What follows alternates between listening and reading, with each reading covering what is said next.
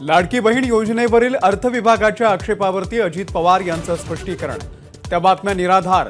महाराष्ट्रामध्ये पैशांची कमी नाही, अजित पवारांचं ट्वीट।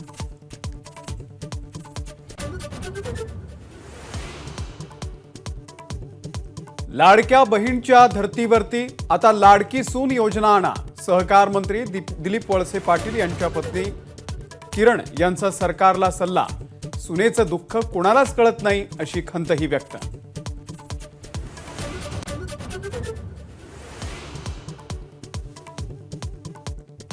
आमच्या पक्षात येण्यास अनेक जण इच्छुक, मात्र बैठकीत या संदर्भात निर्णय घेणार।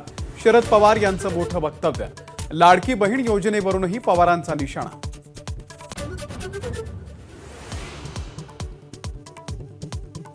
बीड जालना जिल्ह्यातली स्थिती अत्यंत चिंताजनक। दोन्ही जिल्ह्यांचा शरद पवार करणार दौरा। राज्यकर्त्यांनी आरक्षणाच्या मुद्द्यावरती दोन बाजू घेतल्या, हे चूक। माझा महाकट्ट्यावरती पवारांनी मांडली भूमिका।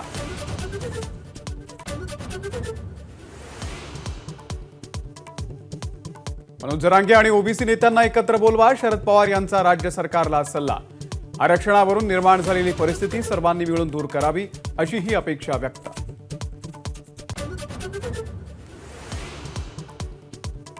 सत्ताधारी आणि विरोधकांचं षडयंत्र। आचारसंहिता लागेपर्यंत वेळ काढूपणा करतात, मनोज जरांगे यांचा गंभीर आरोप। तर आरक्षण न दिल्यास सरकार पाडणार, जरांगेंचा इशारा।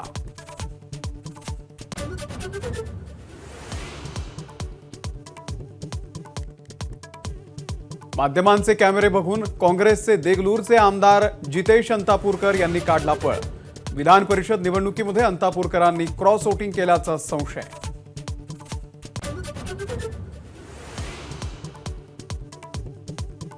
इचलकरंजीमध्ये धैर्यशील माने यांचा ड्रायव्हर आणि राहुल आबाडे यांच्या ड्रायव्हरमध्ये हाणामारी।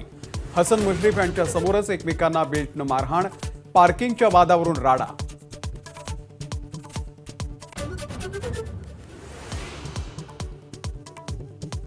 पूजा खेडकरनं दिव्यांग प्रमाणपत्रासाठी पत्ता दिलेल्या थर्मोवेरिटा कंपनीवरती येणार टाच। सरकारकडून लिलाव होण्याची शक्यता। 2,77,000चा कर थकवला।